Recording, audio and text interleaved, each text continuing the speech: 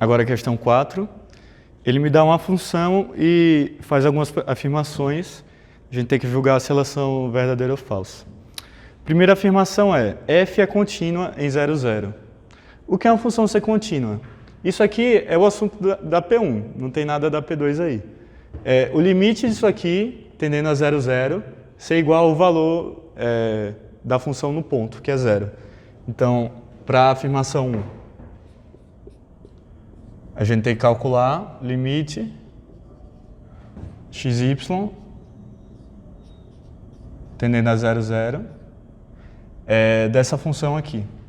Então, eu já vou fazer algo que me ajuda a calcular. Eu vou pegar esse denominador e distribuir para os dois numeradores aqui. Vai ficar x² sobre x² mais y², e aí mais y³ dividido por x² mais y². Então, isso aqui é a mesma coisa que eu escrever limite com xy tendendo a 0, 0, 0, quer dizer. Aí aqui eu posso colocar da seguinte forma: x² vezes x² sobre x² mais y², e aqui mais y vezes y² sobre x² mais y². Então, esses dois termos aqui, que eu pus separado, eles são limitados, já que eu tenho a mesma coisa que está no numerador, somando um quadrado, que é o número positivo. Então, isso aqui é limitado superiormente por 1.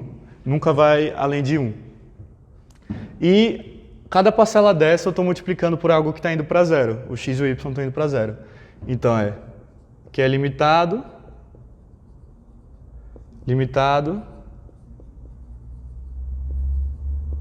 vai para 0 e vai para 0. Então, esse limite todo dá 0.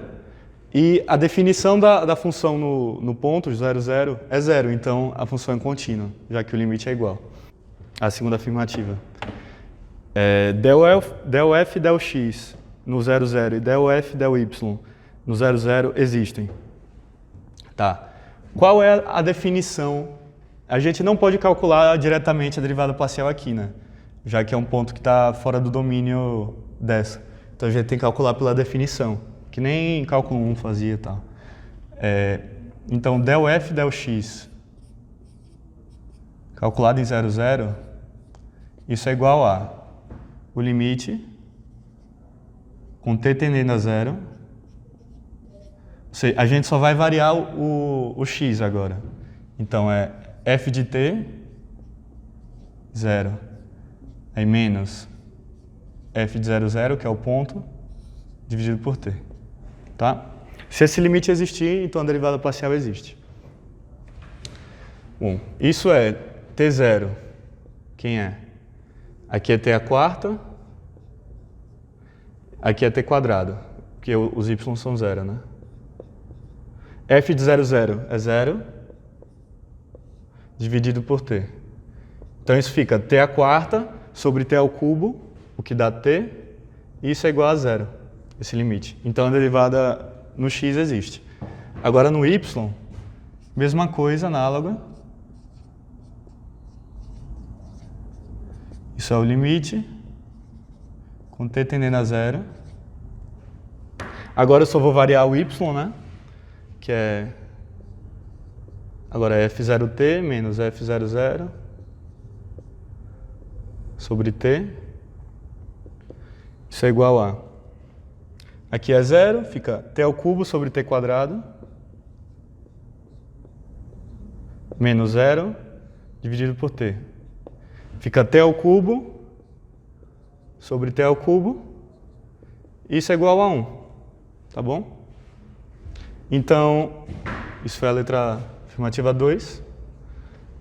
Derivada em relação a x e em relação a y existem no 0, 0. Agora 3. F é diferenciável em 0, 0. Bom, eu vou guardar esse resultado porque ele vai ser importante agora para calcular a diferenciabilidade. Isso é del f, del y.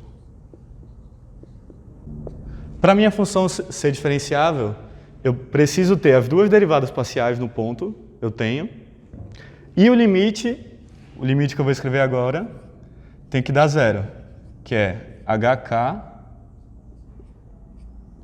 tendendo a 0, 0, de f, agora o ponto que eu estou calculando que é 0, 0, então fica hk, que é 0 mais k, 0 mais h e 0 mais k, menos o valor da função no ponto, que é f de 0, 0, menos h, que é o que eu estou andando no x, vezes a derivada parcial no x,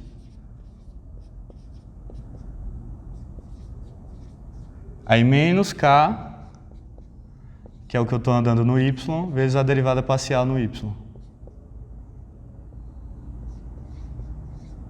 E tudo isso dividido pela norma do vetor hk, que é raiz de h ao quadrado mais k ao quadrado. Tá? Então, f de hk, o que vai dar? Dá h quarta mais k ao cubo sobre h ao quadrado mais k ao quadrado.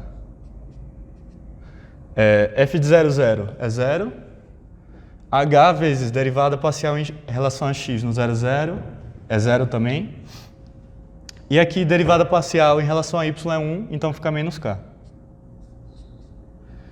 Isso dividido por raiz de h ao quadrado mais k ao quadrado. Então, o meu limite fica sendo esse aí. Então, eu vou tentar provar que ele não existe, por meio do método das curvas. Aí eu vou usar TT, gama de t igual a TT. E aí, fazendo isso, fica o limite, com t tendendo a 0. Agora, t à quarta mais t ao cubo sobre 2t quadrado menos t. E aqui dá 2t quadrado, tirando a raiz quadrada, fica a raiz de 2, módulo de t. Continuando.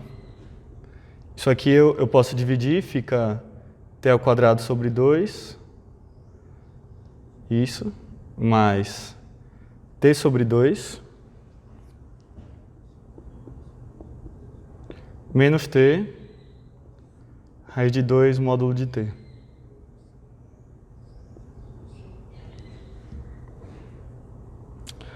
Aí eu ainda consigo simplificar mais. Aqui não é t quadrado, né? Porque é t ao cubo dividido por t quadrado fica t.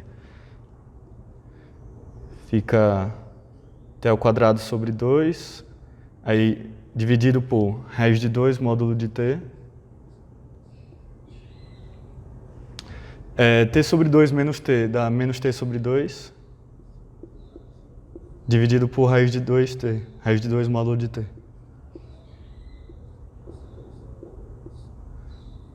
Que não é t quadrado, de novo eu pus. Tá. Então, isso aqui seria t vezes t dividido por módulo de t, dividido por 2 raiz de 2. Essa função aqui é limitada. Ela vale ou 1 ou menos 1, e aqui está indo para 0. Então, esse termo aqui vai para 0. Só que esse termo aqui, t, 2 raiz de 2, módulo de t, o limite dele não existe. Isso aí a gente conhece já desde o cálculo 1. Porque para valores positivos de t, ele vale 1, e para valores negativos ele vale menos 1. Então, os limites, né, laterais no zero são diferentes. Então, o limite não existe. E se o limite não existe, a função não é diferenciável. Tá bom? Agora falta a quarta alternativa. Se a derivada direcional no 0, 0... Ah, não. A última alternativa fala. A derivada direcional na direção do vetor u no 0, 0 é o produto escalar do gradiente com u para todo vetor u. Bom, se a nossa função não é diferenciável, isso é falso. A gente viu que não é diferenciável, então a 4 não pode ser verdadeira. Aí, a 1 era contínua, as derivadas parciais existiam e o resto era falso. Então era 1 e 2 só, que dá a letra E.